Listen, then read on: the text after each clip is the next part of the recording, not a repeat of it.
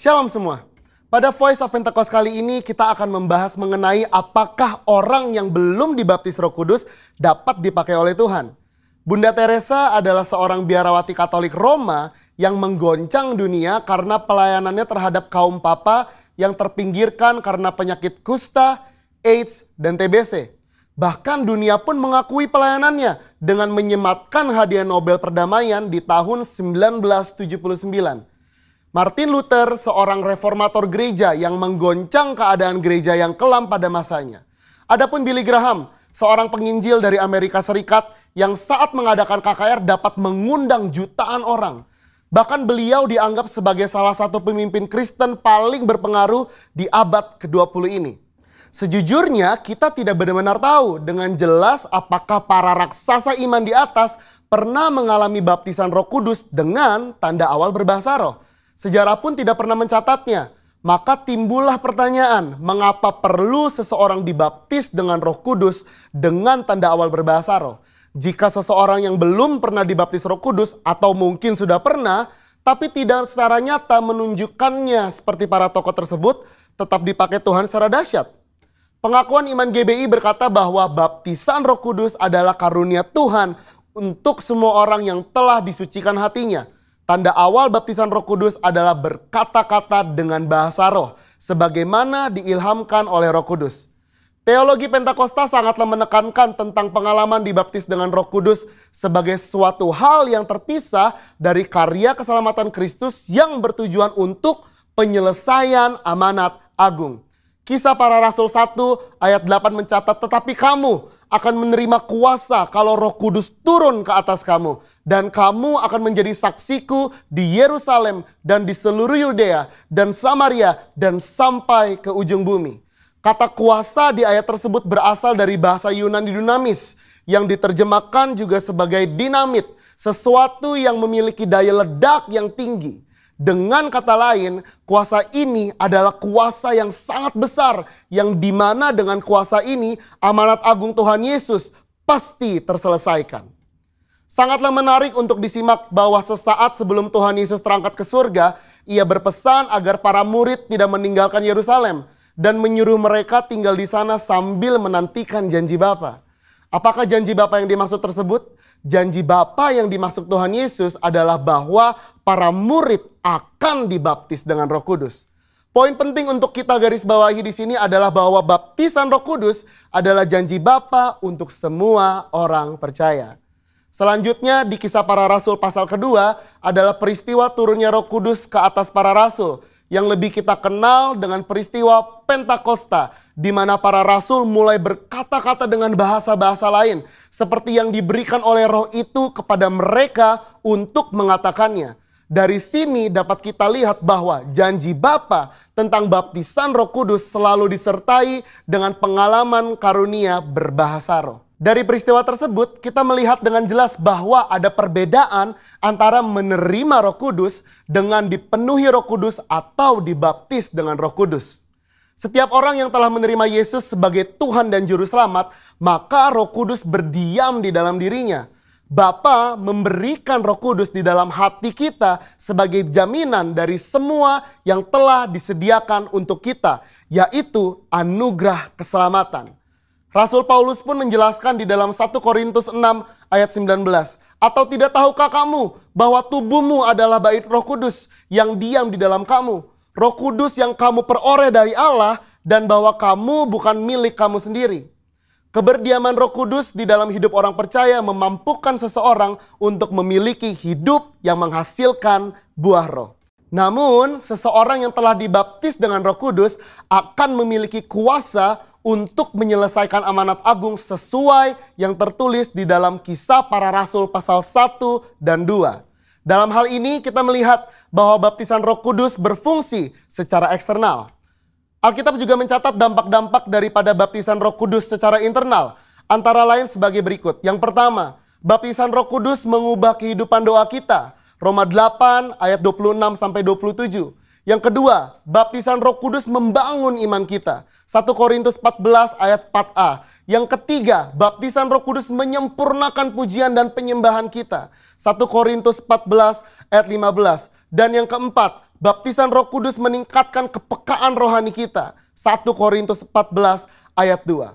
Robert P. Mencius, seorang hamba Tuhan dan juga seorang penulis, memaparkan di dalam salah satu bukunya yang berjudul Speaking in Tongues, bahwa tanda kedewasaan Kristen tidak diukur dengan sudah atau belum mengalami baptisan roh, melainkan diukur dari hidup yang menghasilkan buah roh. Di mana hal ini juga menjadi bagian dari proses pengudusan atau sanctification. Akan tetapi perlu dimengerti bahwa di satu sisi adalah mungkin bagi seseorang untuk mengalami kuasa Roh Kudus tanpa berbahasa roh.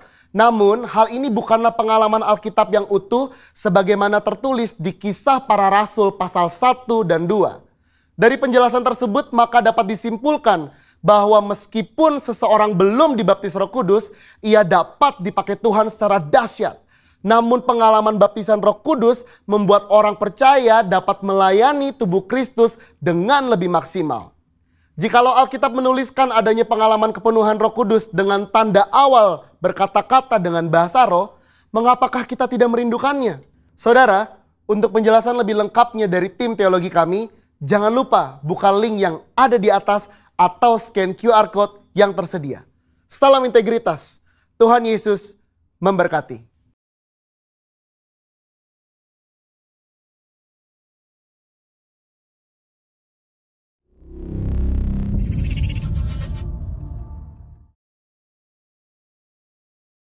Shalom saudara yang dikasihi Tuhan, senang sekali saya Pendeta Rubin Adi Abraham bisa melayani Anda pada hari ini. Hari ini saya akan berbicara perihal pekerjaan Roh Kudus dalam hidup orang percaya.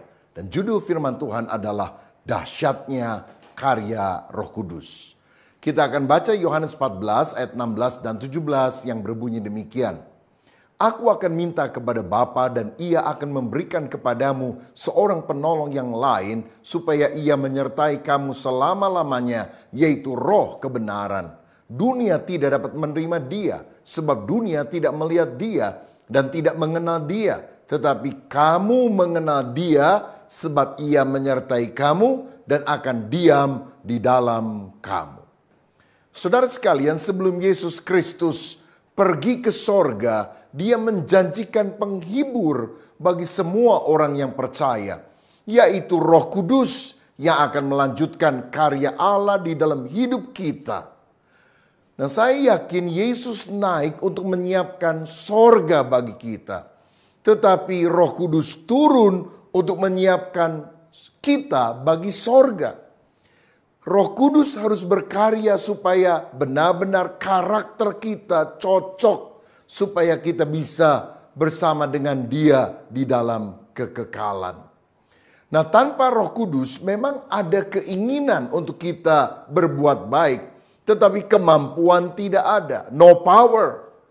Saudara, kalau misalnya kita ingin terbang, saudara boleh naik ke apartemen, lalu berada di lantai yang paling tinggi, lalu kemudian saudara coba mengepakkan tanganmu, lalu kemudian saudara terjun, pasti mati.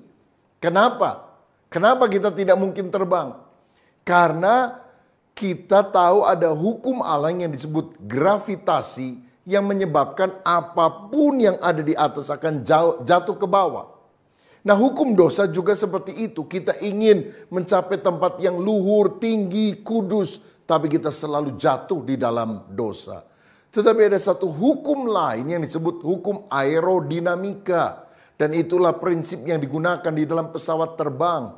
Dengan mesin jet, dia akan membawa pesawat terbang yang berat itu dengan banyak penumpang untuk terbang berjam-jam sampai kepada tujuan dan tidak jatuh karena hukum aerodinamika menentang hukum gravitasi.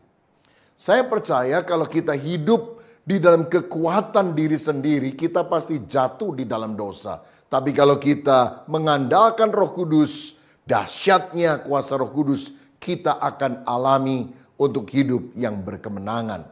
Nah, di dalam kitab Roma pasal yang ke-8, Rasul Paulus menyebutkan ada 4 akibat bila kita hidup dikuasai oleh Roh Kudus. Dan ini doa saya supaya kita benar-benar hidup dipimpin oleh Roh Kudus. Yang pertama, Roh Kudus membebaskan kita dari hukuman dosa. Dalam Roma 8 ayat 1 dan 2 dikatakan, demikianlah sekarang tidak ada penghukuman bagi mereka yang ada di dalam Kristus. Roh yang memberi hidup telah memerdekakan kamu dalam Kristus dari hukum dosa dan hukum maut. Dari ayat ini kita mengetahui sebetulnya ada 3 kondisi dari orang yang belum percaya kepada Kristus, di mana Roh Kudus belum tinggal di dalam hidupnya. Yang pertama adalah terhukum. Alkitab tadi berkata, kalau Roh Kudus mendiami kita, maka kita tidak akan lagi mengalami hukuman dosa tersebut. Nah, di dalam Yohanes 3:18 juga dikatakan, barang siapa percaya kepada Yesus, ia tidak akan dihukum. Barang siapa tidak percaya, ia telah berada di bawah hukuman, sebab ia tidak percaya dalam nama Anak Tunggal Allah. Saudara-saudara, jadi kalau kita tidak percaya bahwa Yesus adalah juru selamat, tidak percaya Yesus adalah Tuhan, kita sebetulnya sudah divonis. Vonisnya apa? Hukuman mati. Untuk selama-lamanya berada di neraka. Tinggal eksekusinya saja dijalankan. Kalau kita masih hidup, belum masuk neraka, bukan berarti kita ini belum divonis. Sudah divonis. Hanya eksekusinya saja yang akan dijalankan pada waktunya. Itu sebabnya betapa pentingnya kita bertobat lahir baru, percaya kepada Yesus, supaya kita dibenarkan oleh Tuhan. Kita orang berdosa, seharusnya binasa di dalam neraka. Tapi waktu kita percaya kepada karya Kristus di atas kayu salib yang telah menyelamatkan kita, maka kita tidak dianggap lagi orang berdosa. Kita dianggap orang yang benar di mata Allah. Nah, dan Roh Kuduslah yang bisa membuat kita percaya kepada Yesus. Tidak ada orang yang bisa berkata bahwa Yesus itu adalah Tuhan selain dari karya Roh Kudus di dalam kehidupan kita. Karenanya tanpa Yesus kita terhukum. Tetapi pendiaman dalam Roh Kudus dalam diri kita membuat kita bebas dari hukuman. Kita orang yang percaya kepada Kristus tidak akan pernah dihukum masuk ke dalam neraka. Karena ketika kita percaya kepada Kristus, segala hukuman sudah ditanggung di atas kayu salib. Yang kedua, orang yang hidup di luar Kristus adalah orang yang mati secara rohani. Karena itu Alkitab tadi berkata, oleh Roh Kudus kita dihidupkan rohnya. Kita ini seperti zombie, mayat hidup, kelihatannya bisa bergerak tapi secara rohani kita mati. Dan cirinya orang yang mati rohani adalah tidak tertarik pada perkara-perkara rohani. Saya ingat sebelum saya lahir baru, karena saya dilahirkan dalam keluarga Kristen, ayah saya pendeta, saya diharuskan membaca Alkitab setiap hari. Tapi waktu saya baca, saya merasa buku ini sangat membosankan. Saya pikir ini buku yang mati, tidak menarik. Tapi setelah saya bertobat, percaya kepada Yesus, lahir baru, saya membaca firman dengan sukacita dan sangat tertarik walaupun sudah membaca berulang-ulang. Dan saya tahu sebetulnya bukan Alkitab yang adalah buku mati. Roh saya pada waktu itu mati sehingga saya tidak tertarik pada perkara rohani. Saudara sekalian, seperti seorang kakek paling doyan makan capcay misalnya. Tapi kalau dia mati, mau ditawarin capcay banyak dan enak juga dia akan menolak. Karena apa? Orang mati tidak tertarik kepada apa yang ditawarkan kepadanya. Nah, kalau kita mati secara rohani, ada KKR, ada khotbah, ada retreat, ada buku rohani yang bagus, kita nggak akan tertarik. Karena apa? Rohmu yang mati harus dihidupkan dulu oleh Roh Kudus. Yang ketiga, ciri orang yang di luar Kristus adalah terikat. Karena itu Roh Kudus harus memerdekakan atau membebaskan kita. Sebab orang yang terikat mau tidak mau akan selalu jatuh di dalam dosa. Seperti budak. Budak itu di hadapan tuannya kalau disuruh dia harus taat. Jongkok, dia jongkok. Lompat, dia akan lompat. Karena apa? Budak. Nah, kalau kita budak dosa, kita mau mungkin hidup benar. Tetapi kalau setan sudah bilang, lakukan dosa ini, kita akan melakukannya karena kita adalah orang yang terikat dan perlu Roh Kudus untuk membebaskannya. Saya membaca di sosial media ada beberapa orang artis yang ditangkap oleh polisi karena apa? Terjerat kasus narkoba. Celakanya ada yang ditangkap itu 2 kali, 3 kali, bahkan saya baca ada yang 4 kali. Ya saudara udah ditangkap, dimasukin penjara atau direhab, jatuh lagi, jatuh lagi, jatuh lagi. Ini menunjukkan apa? Niat saja tidak cukup. Tekad saja tidak mampu membebaskan kita dari hukuman. Saudara, karena itu kita membutuhkan karya Allah di dalam hidup kita. Nah, kalau saudara hidup di dalam Roh Kudus, kita bukan cuma mau, tapi kita dimampukan. Mungkin ada di antara saudara yang selama ini terikat misalnya oleh rokok atau perjudian. Oh, saudara udah bilang saya nggak mau ngerokok lagi, saya nggak mau judi lagi. Ternyata kebobolan juga. Kenapa? Agama mungkin mengajarkan hal yang baik tapi tidak memberikan kuasa kepada kita untuk bisa melakukan apa yang baik itu. Hanya pendiaman Roh Kudus dalam hidup kita yang membuat kita mampu. Nah, dalam Galatia 5 ayat 19 sampai 21 dikatakan perbuatan daging telah nyata, yaitu percabulan, kecemaran, hawa nafsu, penyembahan berhala, sihir, perseteruan, perselisihan, iri hati, amarah, kepentingan diri sendiri, percederaan, roh pemecah, kedengkian, kemabukan, pesta pora dan sebagainya.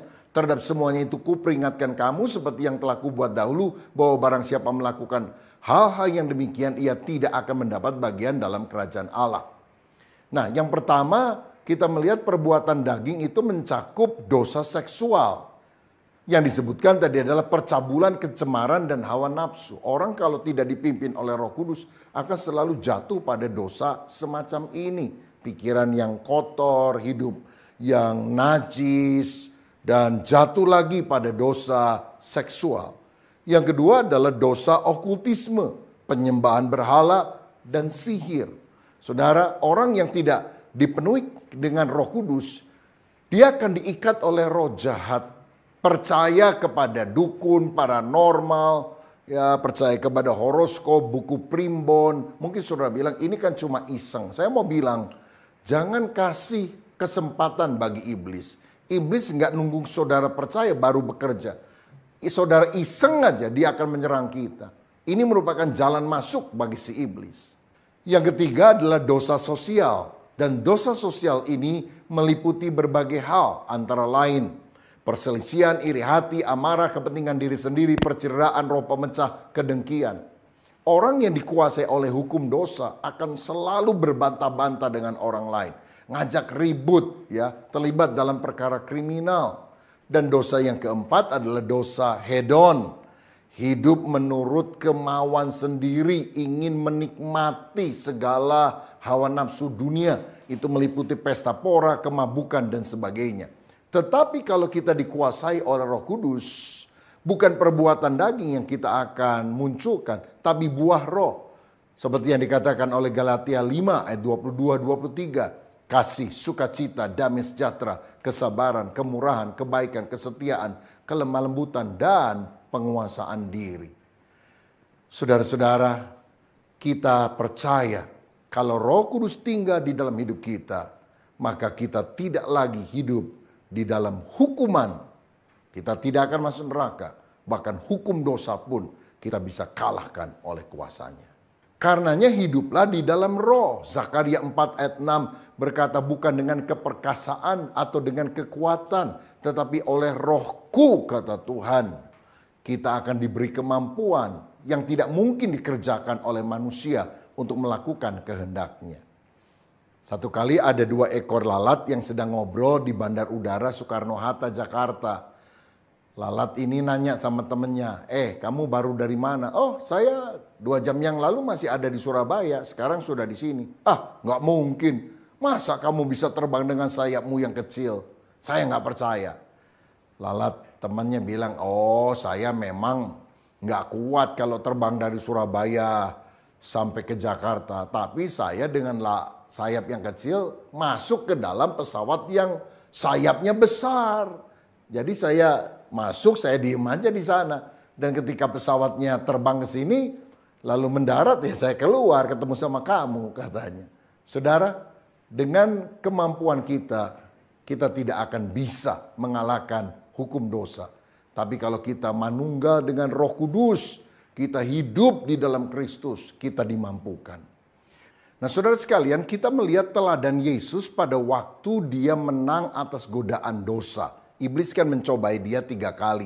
Yang pertama, ubah batu menjadi roti. Halalkan segala cara, yang penting perutmu kenyang. Ini adalah godaan keinginan daging. Dan berapa banyak orang sekarang supaya perutnya kenyang, supaya hidupnya makmur, maka dia korupsi, dia melakukan hal-hal yang jahat. Yang kedua, Yesus digoda untuk menjatuhkan diri dari bait Allah. Maka nanti malaikat akan menantang engkau. Dan semua orang akan heran dan berkata, Superman kepadamu. Ini adalah dosa keangkuhan hidup, kesombongan. Rasa diri paling hebat, tidak mau kalah sama orang lain. Dan yang ketiga adalah godaan yang berkaitan dengan keinginan mata. Sembahlah aku akan berikan harta dunia ini kepadamu. Lihat, godaan dosa yang ditawarkan oleh iblis. Tetapi Yesus selalu menolak godaan itu. Dan dia berkata, ada tertulis, manusia tidak hidup dari roti saja, tapi dari setiap firman yang keluar dari mulut Allah. Ada tertulis, jangan engkau mencobai Tuhan Allahmu. Ada tertulis, hanya Allah saja yang harus engkau sembah. Nah, ketika kita taat pada kehendak Allah dan juga firman-Nya, godaan apapun, keinginan daging, keangkuhan hidup maupun keinginan mata, pasti kita bisa kalahkan oleh kuasa Roh Kudus. Saudara, karya Roh Kudus yang dahsyat dalam hidup orang percaya yang kedua adalah Roh Kudus memberikan pikiran yang rohani.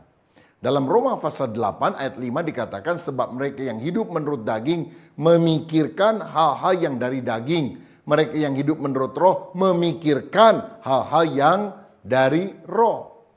Saya percaya bahwa pikiran adalah sesuatu yang sangat penting karena ini menentukan perasaan, perkataan, dan juga perbuatan.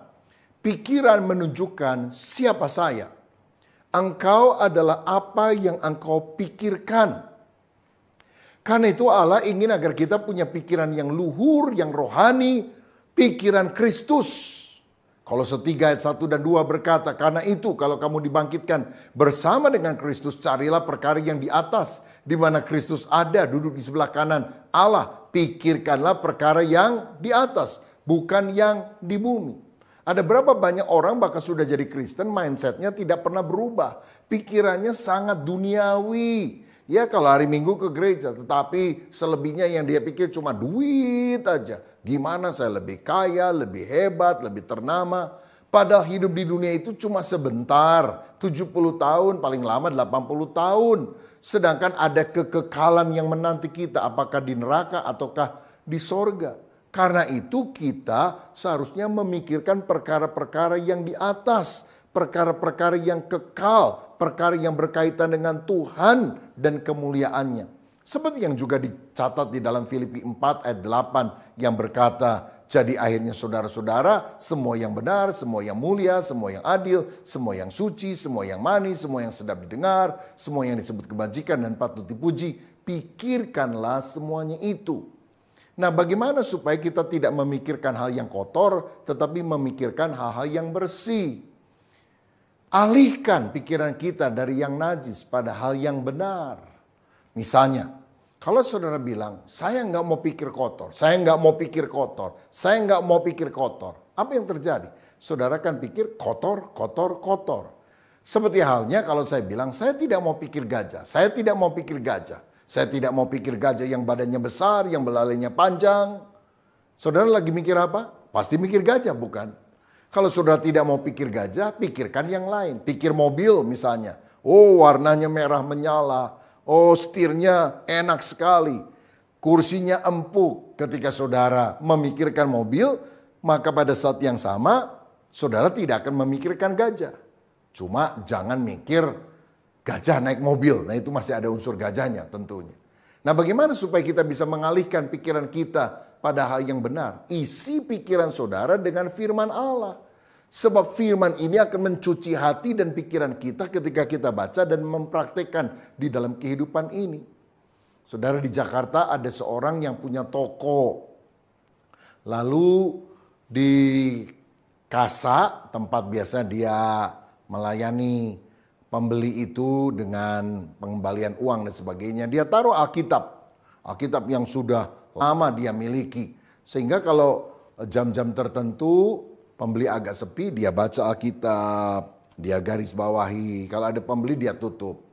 Kalau lagi sepi dia buka lagi. Satu kali ada seorang pembeli bilang gini, "Pak, itu buku apa tebel amat, tapi kok dekil amat ya?" Orang ini bilang, "Oh, ini Alkitab." Ya, memang Alkitab saya dekil karena tiap hari saya baca. Tapi semakin dekil Alkitab saya, semakin bersih hatiku dan pikiranku. Saudara, bagaimana dengan Alkitabmu? Oh, Alkitab saya bersih, Pak. Wah, jangan-jangan hati dan pikiranmu yang dekil, saudara sekalian. Karena itu baca firman setiap hari. Nah, kalau pikiran kita diisi dengan firman, maka kita akan memikirkan Tuhan, pekerjaannya, kemuliaannya. Coba pikirkan Tuhan dan pekerjaannya. Coba saudara berpikir bukan hanya bagaimana ya supaya saya dapat uang lebih banyak. Tapi gimana ya supaya gereja di mana saya beribadah makin hari makin maju. Bagaimana supaya jiwa-jiwa baru lebih banyak yang diselamatkan. Terutama anggota keluargaku yang belum percaya bagaimana bisa dimenangkan. Bagaimana ya supaya orang-orang bisa ikut komunitas sel. Coba pikirkan bagaimana anak-anak saya bisa mendapatkan pelayanan rohani yang baik. Bagaimana saya bisa menabung harta di sorga. Bagaimana saya bisa menjadi berkat yang lebih besar bagi orang lain. Saya percaya kalau kita memikirkan bukan hanya diri sendiri, tapi orang lain dan mau jadi berkat, kita akan kreatif seperti Yusuf. Ketika Yusuf ada di Mesir, dia memikirkan bagaimana supaya orang-orang tidak mati kelaparan, saudara. Hikmat Allah mengalir, sehingga strategi-strateginya luar biasa. 7 tahun masa kelimpahan, dia simpan gandum dalam lumbung di seluruh Mesir. Sehingga 7 tahun masa kelaparan, dia mulai bagi-bagi itu dengan penata layan atau pengelolaan yang baik.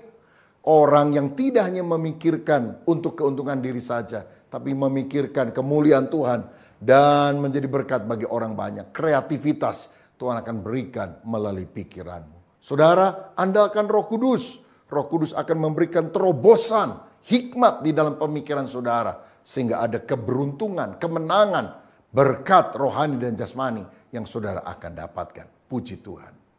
Yang ketiga, karya Roh Kudus yang dahsyat dalam hidup orang percaya adalah Roh Kudus memberikan damai sejahtera di dalam hati. Dalam Roma 8 ayat 6 dikatakan, karena keinginan daging adalah maut, tetapi keinginan roh adalah hidup dan damai sejahtera. Ingat ke saudara ketika Rasul Paulus dan Silas memberitakan Injil di Filipi, ternyata mereka ditangkap, dimasukkan di dalam penjara.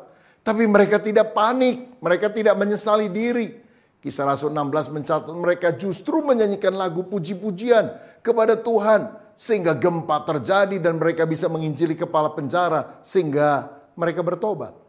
Saudara sekalian, Roh Kudus kalau kita izinkan berkarya, dia akan memberikan damai sejahtera walaupun kondisi di luar tampaknya tidak nyaman. Dalam Kisah Rasul 12 juga kita membaca kisah Rasul Yakobus ditangkap oleh Herodes dan dibunuh. Dan kemudian Petrus juga ditangkap dan besok akan diadili di depan orang banyak. Dan kita tahu hukumannya pasti hukuman mati, bukan? Tetapi malam itu Petrus tidur nyenyak. Dan ketika ada malaikat yang disuruh Tuhan untuk membangunkan, melepaskan dia dari penjara, menyuruh dia keluar. Petrus masih pikir itu mimpi. Ini saking nyenyak tidurnya, saudara. Jadi tidak bisa bedakan mana mimpi dan mana kenyataan. Loh, kalau saudara tahu besok saudara akan divonis hukuman mati, apa bisa tidur? Enggak mungkin bisa tidur, bukan?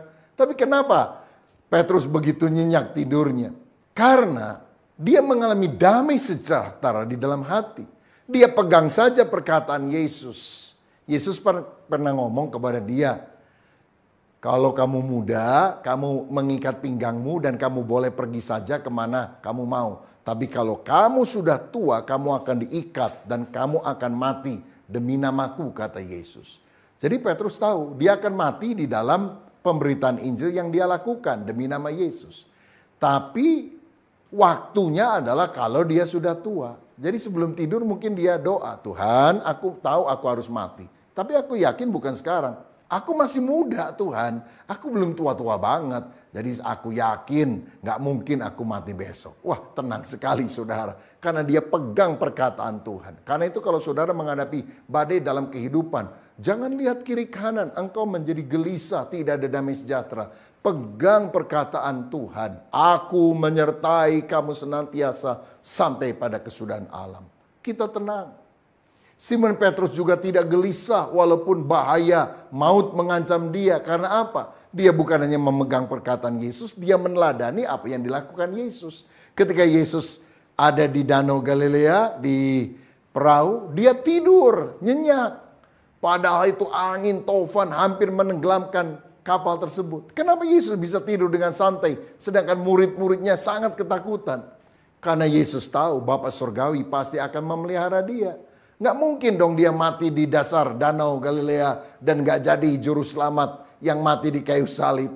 Dia percaya tidak ada perkara yang terjadi tanpa seizin Bapa. Itu sebabnya di tengah masalah badai kehidupan tetap miliki damai sejahtera.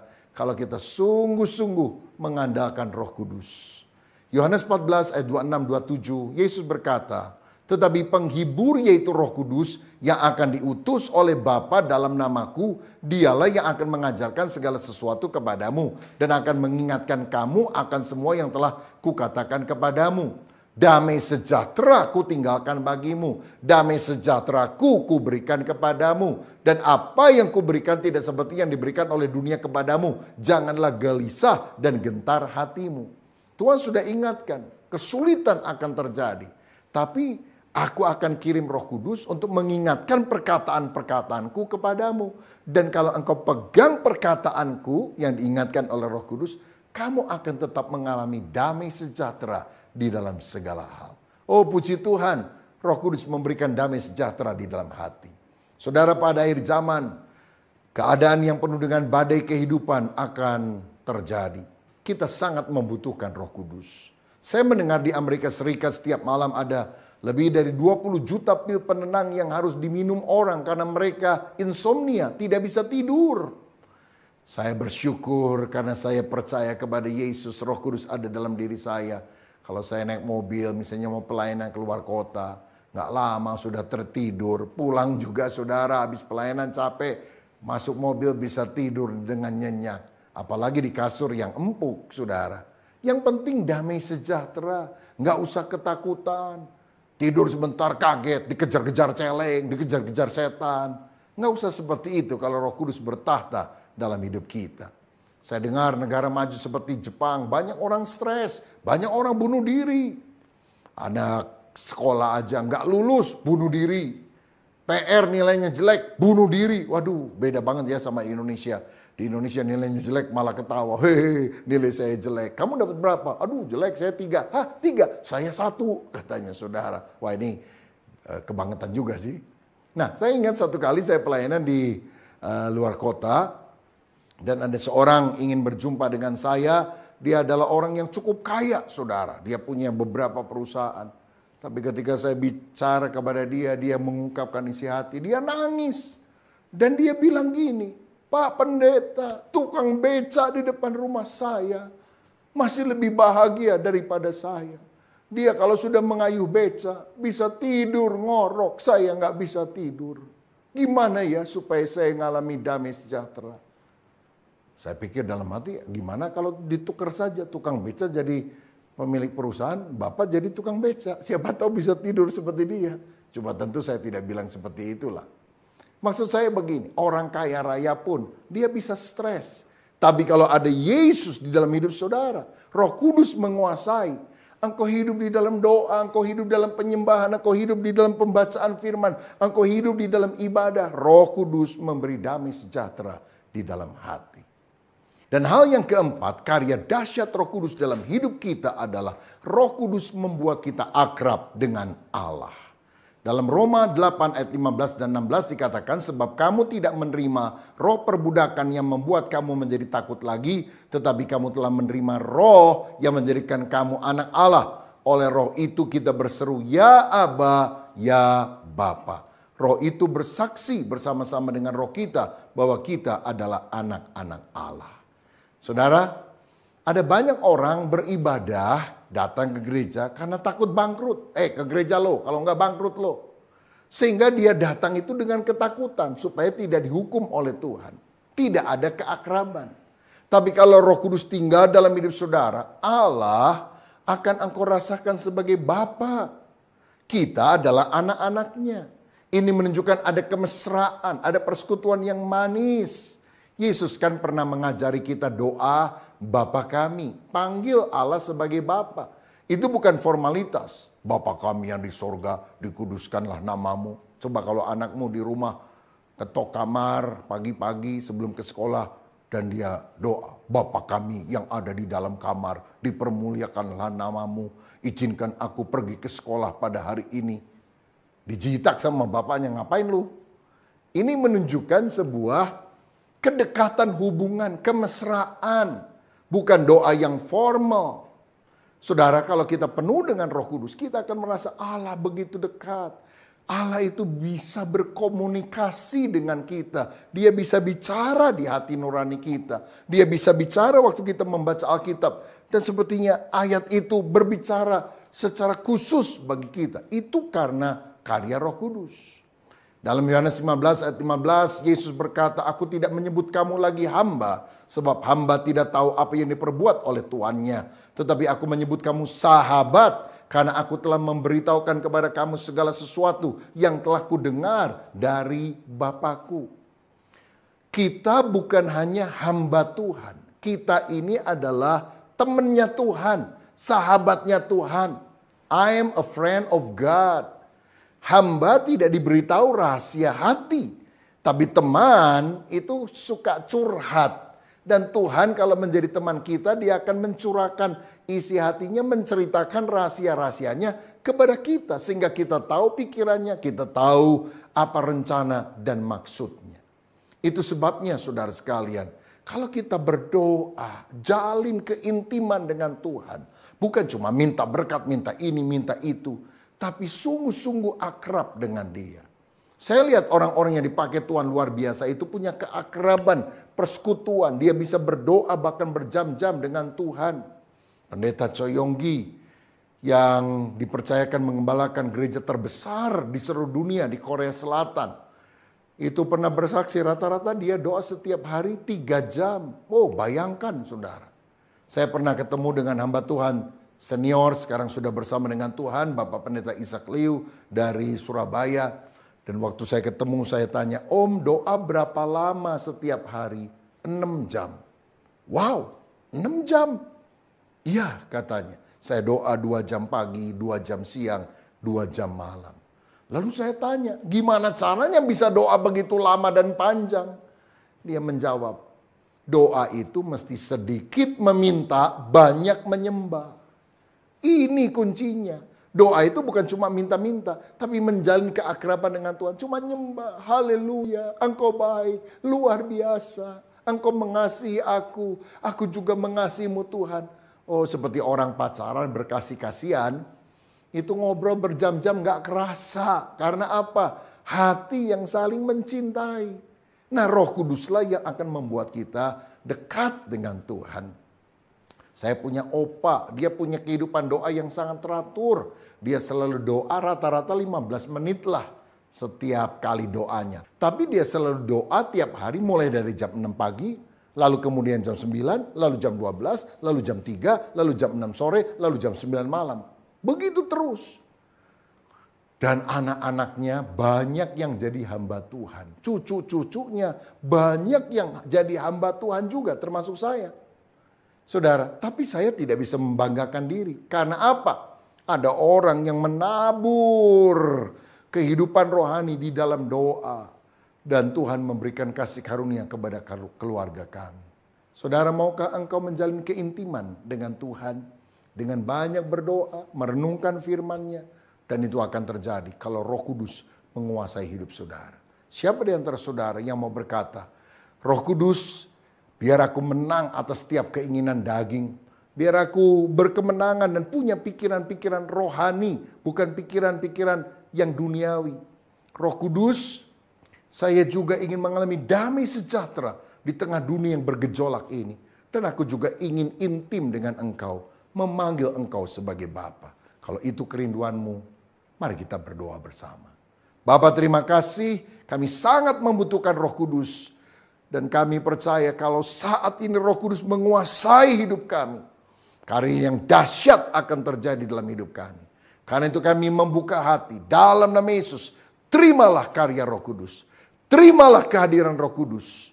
Dan kami yakin kalau kami taat kepada Roh Kudus, ada kemenangan dalam hidup kami selamanya. Dalam nama Yesus kami berdoa. Haleluya. Amin. Salam sehati. Tuhan Yesus memberkati. Mari saudara-saudara, kita akan mengakhiri ibadah pada minggu ini dan kita siapkan hati kita untuk menerima berkat. Terimalah dan bawalah berkat, kasih karunia, damai sejahtera, sukacita, serta kebenaran yang berlimpah-limpah dan perlindungannya. Di dalam nama Yesus, dalam persekutuan dengan Roh Kudus, demi kemuliaan Allah Bapa di surga yang senantiasa menyertai kita, bahkan sampai kedatangan Tuhan Yesus yang kedua kali, mengangkat kita ke awan-awan mulia, untuk masuk dalam perjamuan domba sebagai mempelai yang kudus. Mari kita yang percaya katakan, amin. Tuhan Yesus memberkati. Selamat minggu saudara. Selamat hari minggu saudara.